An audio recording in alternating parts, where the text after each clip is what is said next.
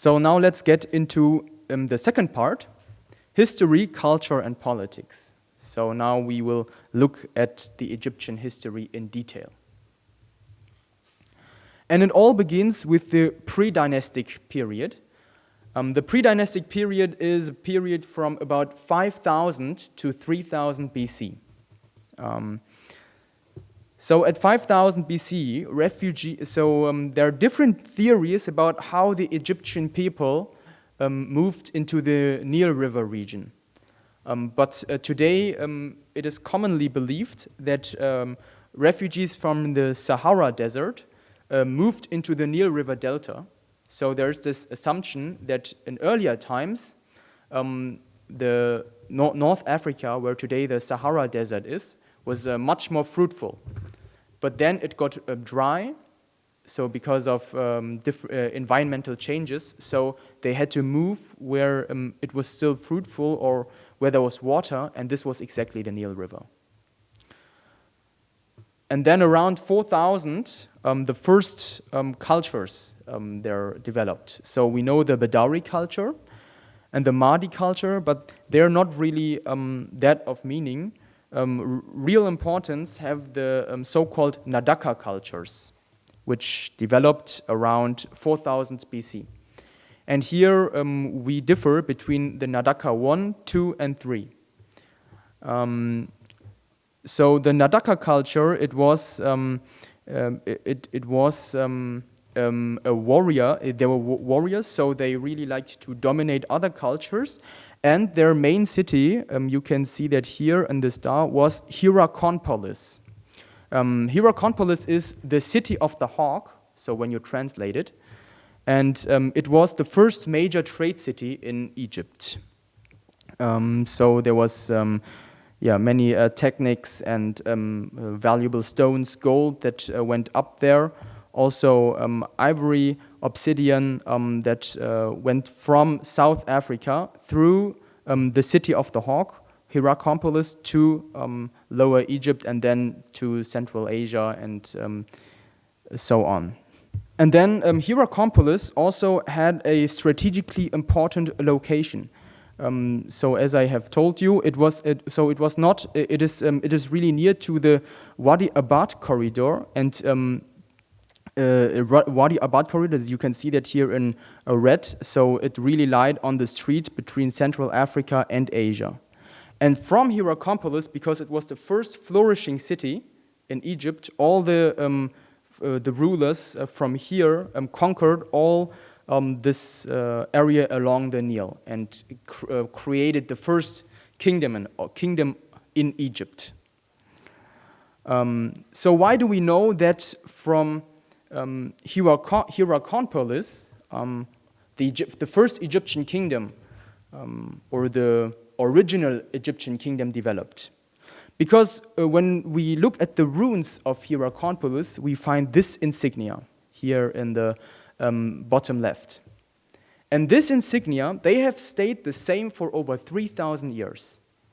And therefore, we know that this royal insignia, this was the royal insignias from this Nadaka culture until the history of Egypt ended. So that's why we know that from the Nadaka cultures, that they were the origin of Egyptian kingdom. So we have two important developments in this Nadaka culture.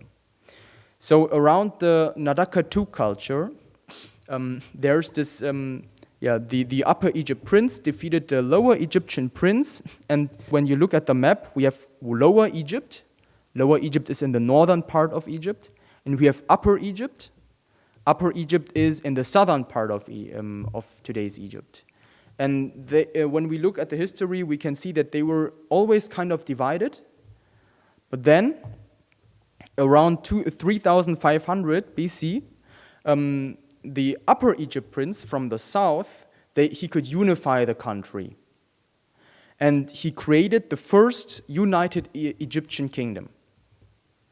And he and his successors are the 0th dynasty.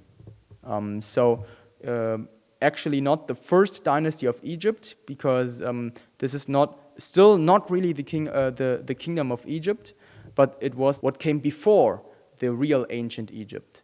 So here we have the 0th dynasty, and when we look at the names of the pharaohs, we see that they always had animal names like lion, cobra, scorpion, and this showed that they had an aggressive foreign policy. That meant they really sought to expand their kingdom and conquer and conquer. And their second name that they always had, so from already in 3500 BC, was Horus. So, and as we know, Horus was the son of Osiris, and and from there we have two consequences. So first, Horus was the successor of Osiris, so they thought that the Egyptian kings were successors of Horus, and that meant that the Egyptian kings thought that they were of godly descent, and this is why the Egyptians always also made their thought that their king was a god. What is the consequence of that? That meant that Egypt is a inheritable, sacred God kingdom. So that Egypt is reigned by our God, and this God passes on the kingdom to his sons, who are again gods. So Egypt is always ruled by gods, and this principle was made by King Scorpion I. And then the second is the development of the hieroglyphs. So we know that the Nadaka kingdom, it grew and grew because the kings conquered more and more areas, and then there was a new problem. So accounting got more complicated because there were more fields to manage and more rulers that had to be controlled. And so far, it was kind of like Chinese in their language, so there was one sign for one word. But this was a problem because accounting got more and more complex and costly, and you needed to invent more and more signs in order to symbolize this or that. So continuing this type of language was really wasn't really problematic. And therefore, this king, Scorpion I, he said to his people that they should invent a new language based on a new principle. And in this way, the hieroglyphs were created. So what is the idea of the hieroglyphs? They didn't use signs for words anymore, but they began to use vocals. For example, ba. Ba meant in the old language stork, and st meant seed. But so in the old language, meaning and sign were always connected. But now they disconnected the sign from the meaning, and they only used the sign and the vocal. So ba plus st meant Bast, and Bast was a city name. So they invented the idea that all of our Western language, for example, German, English, French, are. And in this way, the hieroglyphs were created. You can see them here. So the hieroglyphs, we see it was an emergency solution.